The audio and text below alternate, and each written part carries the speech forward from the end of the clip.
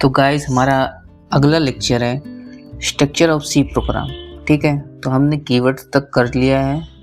आज हम स्ट्रक्चर पढ़ेंगे सी प्रोग्राम का।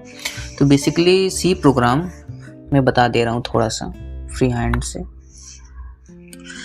कि अगर हम कोई भी हमारी IDE होती है, IDE या मतलब जहाँ पे भी हम लिखते हैं, जैसे कि VS स्टूडियो कोड हो गया है ना, और नोटपैड हो गया, आपके पास जो भी चीज़ें हैं वहाँ पे तो आप कुछ ना कुछ सी प्रोग्राम में पहले तो लिखोगे ना कुछ, मतलब नहीं कि सी प्रोग्राम तो लिखोगे ना, है ना। तो लगभग C program line by line आप लिखते जाओगे है ना। तो इसमें से जो हम स्ट्रक्चर पढ़ रहे हैं तो कौन सी चीज़ें कहाँ आती हैं, है ना, कौन सी चीज़ें कहाँ आती हैं वो हम पढ़ेंगे। तो बेसिकली ये प्रोग्राम ना कोई भी लगभग सी प्रोग्राम है वो ज़्यादा से ज़्यादा 6 पार्ट्स में डिवाइड होता है। ज़्यादा से ज़्यादा मैंने क्यों बोला, क्योंकि कुछ पार्ट्स ऐसे हैं जो ऑप्शनल होते हैं, जिसे हम यूज करते भी हैं नहीं भी करते हैं, है ना। थ्योरेटिकली मैं बता रहा हूँ ये सारी चीज़ें, बाकी ग्राउंड लेवल पे तो टेक्स्ट ही तो लिखा रहता है ना। तुम पहले हम क्या लिखते हैं, उसके बाद क्या लिखते हैं, उसके बाद क्या लिखते हैं, यही चीज़ें हैं। तो इसी चीज़ें को हमने पार्ट्स बाय पार्ट्स में डिवाइड कर लिया है कि ये पहले क्या आएगा तो उसका कुछ हमने नाम दे दिया है, फिर उसके बाद क्या आएगा बेसिकली, है ना। तो यही है। तो ये 6 पार्ट्स में डिवाइड होता है। तो फर्स्ट पार्ट है डॉक्यूमेंटेशन। डॉक्यूमेंटेशन हम क्यों लिखते हैं कि सपोज दैट आपने ये सी प्रोग्राम लिखा है ना, आपने तो लिख दिया, अब किसी और ने आया, आप लिख के चले गए, कोई और आया, आपका सी प्रोग्राम देखा, उसे समझ नहीं आ रहा कि कौन सी चीज़ें कहाँ हैं, है ना, कौन सी चीज़ें कहाँ हैं। तो एक तरह से ये गाइड करता है, क्या करता है, डॉक्यूमेंटेशन के लिए गाइड करता है। मतलब डॉक्यूमेंटेशन के लिए नहीं, ऐसा बोलो कि ये गाइड करता है कि कौन सी चीज़ें कहाँ हैं। जैसे आप स्टार्टिंग में आए, जैसे आप कहीं जाते हैं ना, कहीं भी जाते हैं तो रोड पे कभी कभी आपको एक मिल जाता है छोटा सा पत्थर जिसमें लिखा रहता है कि ये जो भी प्लेस है वो इतने किलोमीटर दूर है, या फिर जैसा भी है ना। तो ये चीज़ें लिखी रहती है, तो आप उससे समझ पाते हैं कि हाँ हमें और कितना दूर जाना पड़ेगा। बिल्कुल ही ऐसे कि आप जब ये डॉक्यूमेंटेशन के पार्ट में आप क्या करते हैं, केवल कमेंट लाइन लगा करके कुछ ऐसी चीज़ें लिखते हैं जिससे यूज़र को गाइडेंस मिलती है। कमेंट लाइन क्या है मैं आगे पढ़ाऊंगा, पर इतना समझो मोटे तौर पर, अगर मेरी इतनी लंबी चौड़ी भाषण नहीं समझ आया तो इतने छोटी सी चीज़ है कि डॉक्यूमेंटेशन में हम कुछ अपने स्पेसिफिकेशन के लिए लिखते हैं, जैसे कि ये प्रोग्राम किस चीज़ का है ना, और ये प्रोग्राम क्या करता है, कि डेट पे बना हुआ है, ये चीज़ें लिखते हैं ताकि हमें तो पता रहे, क्योंकि हम तो बहुत सारे प्रोग्राम बनाएंगे उसके बाद फिर भूल जाएंगे। तो ताकि हम खोलें क्या बोल रहा हूँ, ताकि हम अपना खोलें ये सारी चीज़ें, तो हमें पता चल जाए कि हाँ ये सी प्रोग्राम जो हमने बनाया है किस पर्पस के लिए है। ठीक है। सेकेंड पार्ट आएगा हमारा प्री प्रोसेसर सेक्शन। ये मैं बहुत अच्छे से नहीं लिख रहा हूँ, इसके लिए मैंने नोट्स बना के आया हूँ। ये सारी चीज़ें ढंग से समझाऊंगा नोट्स में भी, यहाँ पे फ्री हैंड से आपको समझा रहा हूँ। प्री प्रोसेसर सेक्शन में क्या होता है, हमारे पास बहुत सारी चीज़ें हैं जो पहले से ही लाइब्रेरी में रखी हुई हैं। जैसी होती है ना कि रेडीमेड चीज़ें, मैंने आपको बताया होगा पहले भी कि कुछ फंक्शंस हैं। फंक्शन क्या करता है, कुछ ना कुछ काम करता है। अभी आपको फंक्शन ज़्यादा अच्छे से समझ नहीं आया होगा, तो मैं आगे के लेक्चर जो आएंगे उसमें से एक टॉपिक ही होगा फंक्शन, उसमें आपको डिटेल में पढ़ाऊंगा। तो फंक्शन क्या है, एक जगह रखे रहते हैं, उसको अपने प्रोग्राम में इंक्लूड करने के लिए कुछ टेक्स्ट लिखते हैं, उससे ही हम क्या बोलते हैं, प्री प्रोसेसर सेक्शन। मतलब प्री प्रोसेसर बोलते हैं, अजीज जगह पे लिखते हैं, जहाँ पे लिखते हैं उसे वो सेक्शन होता है प्री प्रोसेसर सेक्शन। आपको समझ आएगा, अभी मैं एग्जांपल के थ्रू समझाऊंगा। तो तीसरा चीज़ है डिफाइन। यहाँ पे हम क्या करते हैं, बहुत सारी मतलब मैक्रो होता है। मैक्रो भी आपको पता नहीं होगा, पर एक्चुअली मैं आपको थोड़ा सा बता दूंगा कि मैक्रो में क्या करते हैं कि कोई चीज़ डिफाइन कर देते हैं। मान लेते हैं हम कहीं पे x, कहीं पे y या z लिख रहे हैं, तो हम चाहते हैं कि x की जगह पे अपने आप 10 आ जाए, हमें कुछ करना ना पड़े। y की जगह पे अपने आप कुछ कोई डिजिट आ जाए और कुछ अलग चीज़ आए, तो उसके लिए हम कुछ एक स्पेशल काम करते हैं। ठीक है, एक स्पेशल काम करते हैं। स्पेशल काम में क्या होता है कि हम हैश कर करके हैश, उसके बाद एक और छोटा सा कैरेक्टर होता है वो लिखते हैं, पर वो अभी नहीं बता रहा, मैं बाद में बताऊंगा जब मैक्रो का चैप्टर आएगा। तो यहाँ पे हम क्या करते हैं, डिक्लेयर करते हैं। ठीक है, ओके। फिर आता है 4th पॉइंट अपना ग्लोबल वेरिएबल। ग्लोबल वेरिएबल में क्या होता है, हम वेरिएबल बनाते हैं यहाँ पे ग्लोबली। इसका मतलब ये है कि हम एक जैसे कि कंटेनर मैंने बताया था ना वेरिएबल, थोड़ा सा आपको एक पहले झलक दिखाई थी, तो उस वेरिएबल को हम ग्लोबली डिक्लेयर करते हैं, मतलब ऐसी जगह पे डिक्लेयर करते हैं तो वहाँ से उस वेरिएबल को हर जगह एक्सेस किया जा सकता है।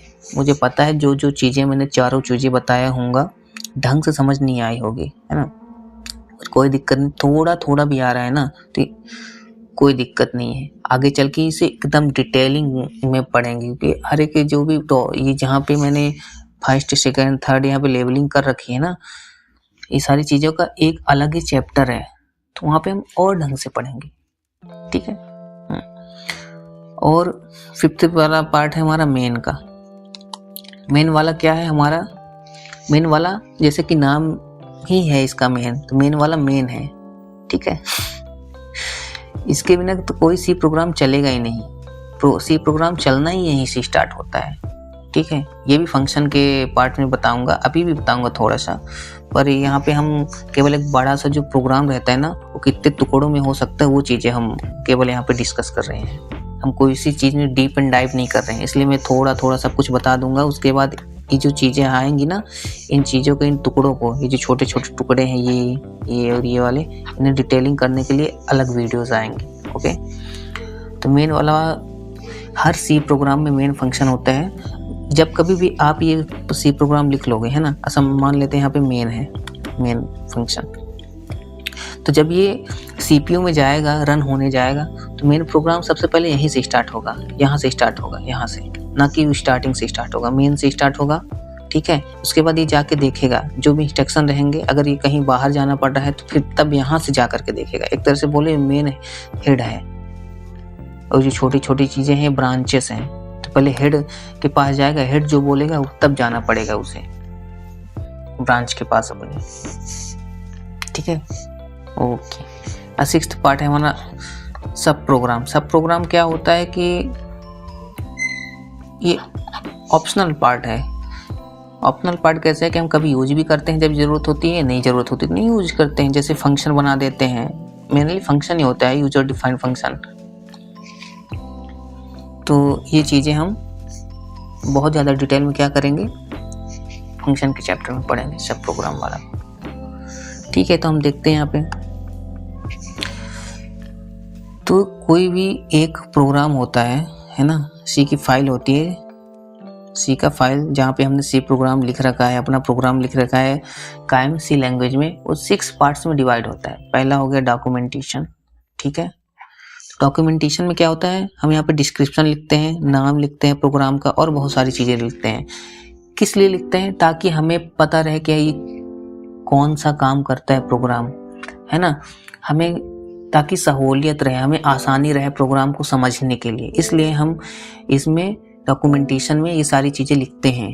आप तो लिख के चले जाओगे, है ना, इतनी सारी चीज़ें, आप कोई भी चीज़ें लिख के चले जाओगे तो आसानी से समझना है कि कौन सी प्रोग्राम का कौन सा पार्ट क्या काम कर रहा है ना। तो उसके लिए छोटे छोटे बुलेट्स पॉइंट बना दोगे कि अच्छा ये वाला यहाँ से यहाँ तक पार्ट, या फिर ये जो पार्ट चालू होगा ये काम कर रहा है, नेक्स्ट वाला पार्ट ये क्या कर रहा है, ये प्लस कर रहा है। ऐसी चीज़ें लिखने के लिए हम डॉक्यूमेंटेशन का यूज करते हैं, या फिर डॉक्यूमेंटेशन करते हैं। ठीक है, ओके, आगे समझ आ जाएगा, देखना। अब सेकंड है ना pre processor section. Pre processor section में क्या होता है, हम हेडर फाइल को यूज करते हैं। हेडर फाइल मतलब क्या है कि मैंने अभी बताया था ना कि बहुत सारे हमारे फंक्शन क्या है जो रेडीमेड होते हैं, बने बनाए रखे होते हैं, हमें यूज करना है उसे, हमें उसको बोलना है कि आ जाओ हमारी सी के प्रोग्राम में जहाँ हम लिख रहे हैं इसमें हमें क्या करो और ज़्यादा ताकतवर बनाओ हमें, है ना, और ज़्यादा पावरफुल बनाओ, हमें काम करने में अपने जो सी का फाइल है उसे और ज़्यादा मतलब अच्छे से काम करने में हेल्प करो। तो पहले से बने बनाए रेडीमेड फंक्शन है, हम ज़्यादा क्या करेंगे, पागलपन नहीं करेंगे, अपने से खुद से नहीं बनाएंगे, है ना, बोलेंगे उसी के बुलाएंगे और रख लेंगे यूज के लिए। तो कहाँ रहती है, हेडर फाइल में। ओके डिफाइन, नेक्स्ट पार्ट है अपना डिफाइन। डिफाइन में हम क्या करते हैं, ये कांस्टेंट होता है, जैसे हमने बताया था है डिफाइन मैक्स 10, मतलब जहाँ जहाँ पे भी मैक्स लिखा होगा प्रोग्राम में, अगर हमने ये लिख दिया डिफाइन, तो जहाँ जहाँ भी मैक्स लिखा होगा उसकी जगह पर ऑटोमेटिक जब रन करोगे ना तो 100 आ जाएगा, मैक्स मिट जाएगा, उसके ऊपर 100 आ जाएगा। ठीक है, ऐसा समझो आप। ये भी ऑप्शनल होता है, जब हमें ज़रूरत होगी तो हम क्या करेंगे, यूज करेंगे, नहीं तो नहीं करेंगे। नेक्स्ट पार्ट है अपना ग्लोबल। ग्लोबल में क्या होता है कि हम कोई भी वेरिएबल को यूज करते हैं, मतलब यूज बोल रहा हूँ, डिक्लेयर करते हैं या फिर कोई फंक्शन को डिक्लेयर करते हैं। ठीक है, फंक्शन तो आमतौर पर ग्लोबल ही डिक्लेयर होता है, पर जहाँ तक बात इसका है हमारा वेरिएबल का, ये लोकल भी डिक्लेयर होता है और ग्लोबली भी डिक्लेयर होता है। तो ये चीज़ें हम कहाँ पढ़ेंगे, वेरिएबल वाले जब वीडियो हमारी चलेगी तो उसमें और ज़्यादा डिटेल करेंगे। ओके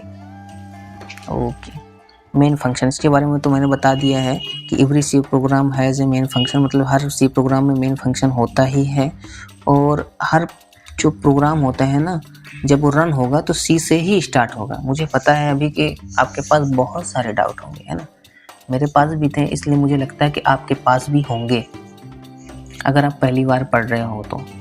फिर मैंने पता है कितने टाइम लगा था, मुझे 1.5 साल या 2 साल लगे थे एकदम अच्छे से ग्रैब करने में, कंफर्टेबल होने में कि अच्छा ऐसा भी होता है क्या। ठीक है, इसलिए मुझे लगता है कि हर स्टूडेंट कहीं ना कहीं इस सिचुएशन से ज़रूर गुजरता है।